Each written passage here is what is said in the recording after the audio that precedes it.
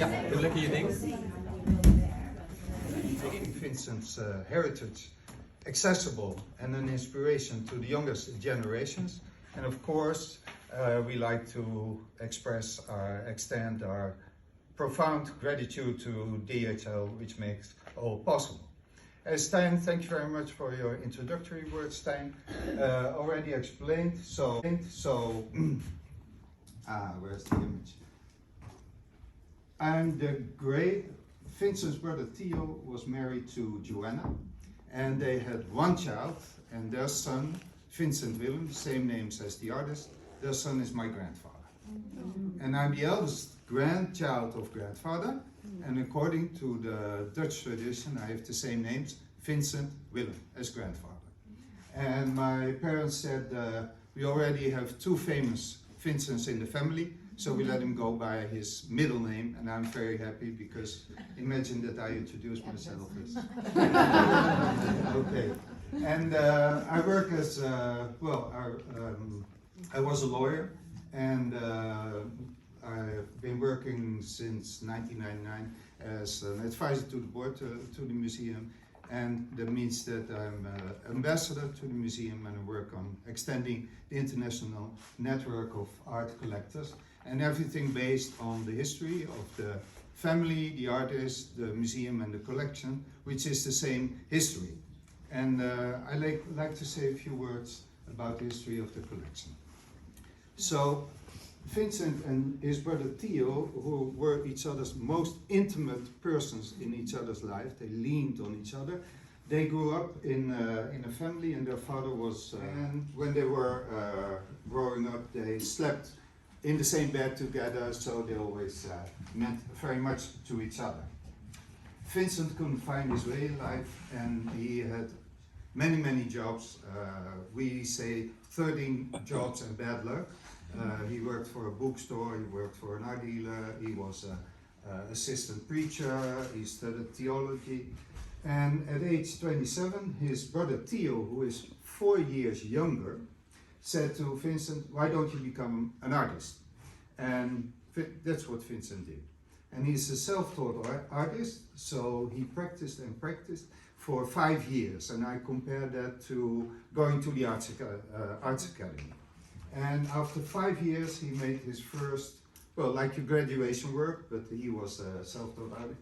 He made his first masterpiece not as a famous masterpiece, but as a craftsman. So to present himself to the world, I'm a painter, and this is how I work. In the Dutch tradition, the Hague school, dark brown, dark green, dark gray, and he was very happy with the result. And he sent this work to his brother Theo, who was an art dealer in Paris. And Paris was the capital of the Western European world. They were building the Eiffel Tower, nightlife, Moulin Rouge was starting, and also the capital of the wonderful picture, capital of the arts, the visual arts. And so we already had Impressionism, Post-Impressionism, Vincent is after Post-Impressionism, Pointillism, Cloisonnism, all isms as we like to say. And so Theo represented the avant-garde back in the days, like Paul Gauguin, Émile Bernard, Pissarro, Père Pissarro and his son, all the avant-garde, innovative artists. And Vincent sent the potato eaters to Theo in Paris to show what he was doing, also with the idea, of course, then you can sell it on behalf of me. But imagine Theo receiving such a sober work about the poorest of the poorest in the Netherlands. To whom are you going to sell a work like that? So he sent a letter to Vincent, thank you very much, I like the work, but why didn't you make something more colorful, like a bouquet of flowers or anything? And there was a huge disillusion to Vincent, but it was the reason that he moved to Paris, to Theo, going to live in the same apartment to learn what contemporary painting was. And all the names I already mentioned, he was introduced to, thanks to Theo. They lived a bohemian life, so a lot of wine and cognac and absinthe, which is it's a horrible liquor that damages your brains. And Vincent worked with the Toulouse-Lautrec, with Gauguin, and Emile Bernard was his best friend, and he adapted all their styles, and this is like pointillism, like the contours, like Gauguin and Bernard do. He was inspired by the Japanese art, was very much in fashion, and this is one of the most beautiful works he made in Paris, favorite among one of the favorites among our visitors. And our curators say inspired by pointillism, but these are not dots.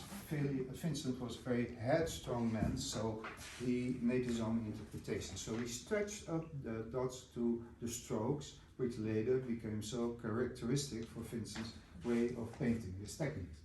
And our curators say by making this idyllic romantic work, it's about couples in love on an afternoon walking in the park, he left behind the misery of the poorest people in the Netherlands. And from now on you see mainly I think 95% of his work has a positive image, and from now on he embraces life. And after 2 years in Paris he was exhausted. He had spent too much time in nightlife, worked too hard, he had devoured all the techniques and the way of working of his friends and his colleagues, and he moved to a more quiet area, and that's why he moved to the Provence district in the south of France, and to the small town, beautiful town of Arles. And in Arles he rented the Yellow House, and thanks to, with the help of support of Theo, who paid for it, he refurbished it, and so he made one of the most famous works, the Yellow House. You still can find this here, but this was destroyed during the bombing in the World War II, and he made a painting of his bedroom. His bedroom is this room, and with Theo's help he converted the ground floor into a studio, and he thought that is an excellent idea. I'm going to invite my peers from Paris to work together, to inspire each other, to learn from each other, and to become friends. And the first one he invited was Paul Gauguin, one of the most respected artists back in the days, a very innovative artist in France. And we need to realize that Vincent sold only one painting in his life, only one. So when he invited Paul Gauguin, who was already well established and respected, Paul Gauguin went to Arles to work with someone who had not sold any painting yet, because the work he sold was later. And but nevertheless they did. And Vincent was very happy receiving the news that Gauguin intended to go to Arles, and he wanted to make a welcome gift for Paul Gauguin, and that's why he made the sunflowers. And there were 5 versions of the sunflowers, and the second one he made he was very happy with, and he hung in Gauguin's bedroom, which is behind this door. This is the door to the stairs, that's the door to the guest room, Gauguin's bedroom. They worked together for 2 months. Gauguin arrived on October 23rd, 1888, and he left on the early morning of December 24, 2 months. And I think it's a miracle that they worked together 2 months. I think 2 artists in the same house working together that lasts 2 hours, maybe 2 days, maybe 2 weeks, but 2 months. Well, so it collapsed, and the night of December 23, they had a fight, an oral fight. Vincent was waiting in front of the Yellow House, the door here. He had an open, old-fashioned razor knife, and waiting for Gauguin, and he was saying bad things to Gauguin, Paul Gauguin, and well, he was looking for trouble. And on a certain moment he said to Gauguin, "Are you thinking about going back?" Because in those 2 months the tensions were growing extremely. And Gauguin responded, he said, "Yes." And he meant going back to Paris. And instead of fighting with Gauguin, Vincent auto-mutilated and cut off his entire ear with the open razor knife. That's the story of the ear. Next morning, Gauguin took the first train back to Paris. So that was the end of the dream of the study of the South, the artist community Vincent wanted to found. Vincent, well, he recovered rather prosperously physically, but mentally not at all. And he was very depressed, and he voluntarily went to the asylum, the psychiatric institution in Saint-Remy, some 16, 20 miles from Arles. And he lived there for 1 year. And they allowed him to continue his work as an artist, as a therapy. And that worked out very well. And firstly, he wasn't allowed to leave the premises, but later, with the company of one of the nurses, I think the nurse was, had a very nice afternoon, smoking a cigarette and relaxing, and Vincent was working in the making his paintings. A very productive and, in my opinion, a very wonderful year. After 1 year in the asylum, Vincent received a letter from Theo saying, "I got a feeling that you don't get better in the south of France." They lived in Paris, in the north of France. "Maybe you have the disease of the south." "And why don't you come back to the north? And we know close, near to Paris, in Auvers-sur-Oise, 20 miles northwest of Paris, we know Dr. Cachet. He's a very good friend of ours. He's a doctor, so he can keep an eye on you. He is a painter himself as a hobby, and he is a collector of contemporary art and has many artists as friends. And that's what Vincent did, and I think you're going to see the exhibition we have now, Vincent in Auvers, his final month. So, also, he was rather depressed and sad, but I think he stuck to making his paintings. So he made, in the last 70 days of his life in Auvers-sur-Oise, he made 74 paintings, and each one is a real masterpiece in art history. What you're going to see, it's unbelievable. I can't conceive what happened. And among them, the most beautiful ones, like the church in Auvers-sur-Oise, like the wheat field with crows. We always thought that was the last work he made, because of the symbolic, the path to infinity, or to finity, however you want to call it. The crows announcing the death and the dark clouds, but it isn't. It's the fourth last.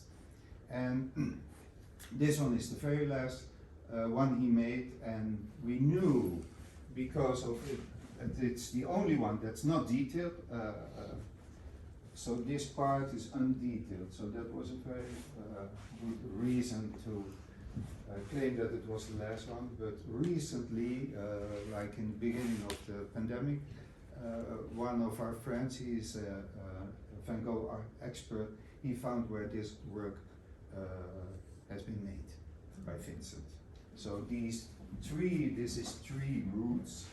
These 3 roots are still there 130 years later.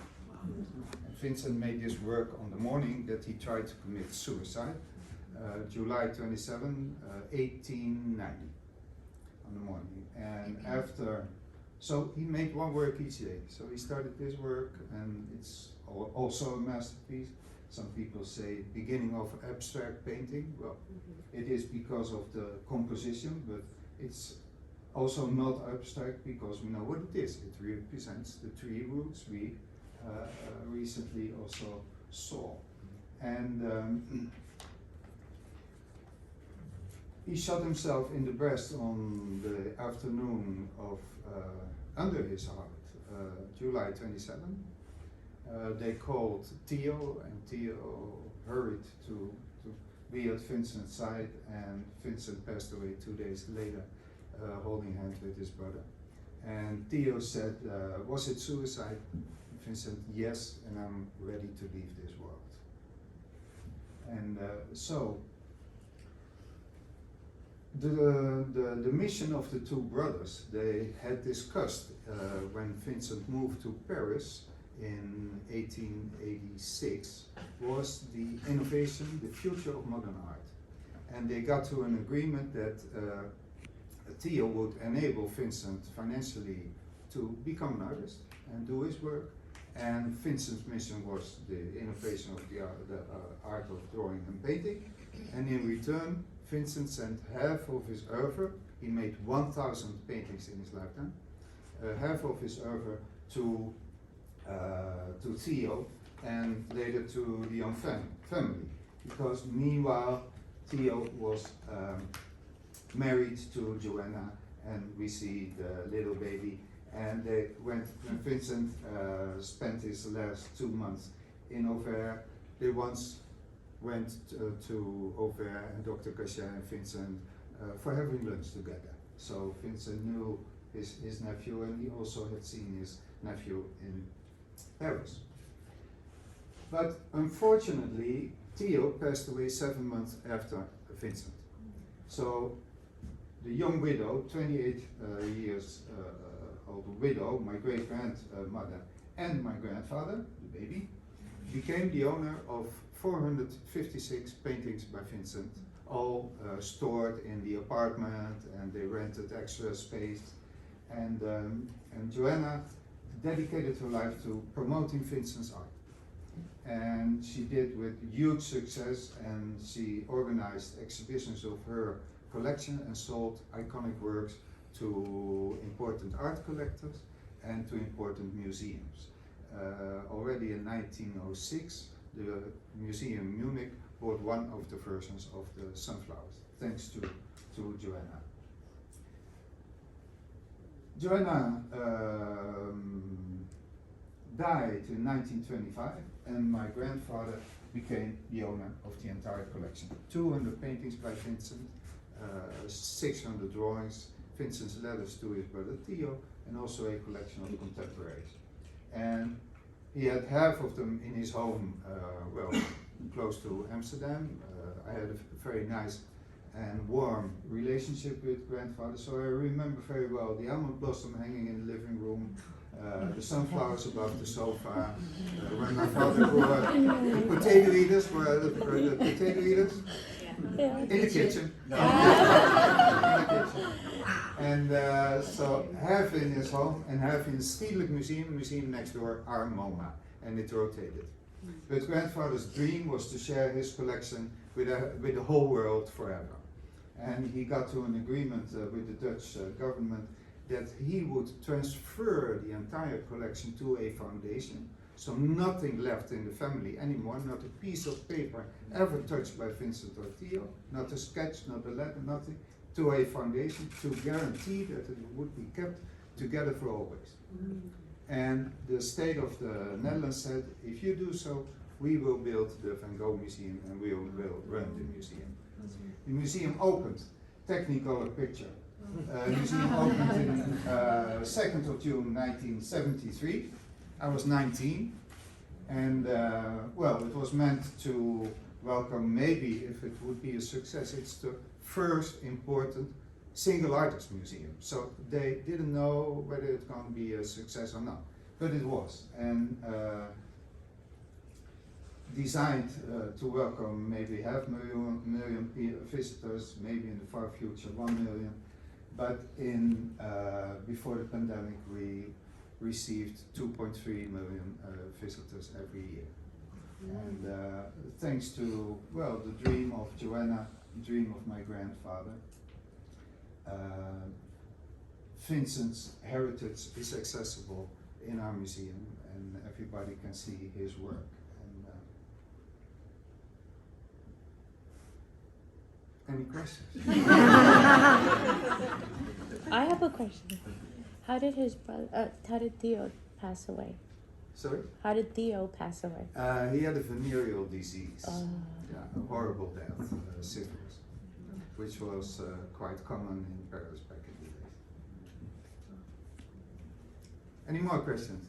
What was Vincent like as a child? I think he was, well, he was when he was a child, he was I think a complicated character already. There was some problem at high school and everything, yes. Which one was the painting, the only painting that Van Gogh sold?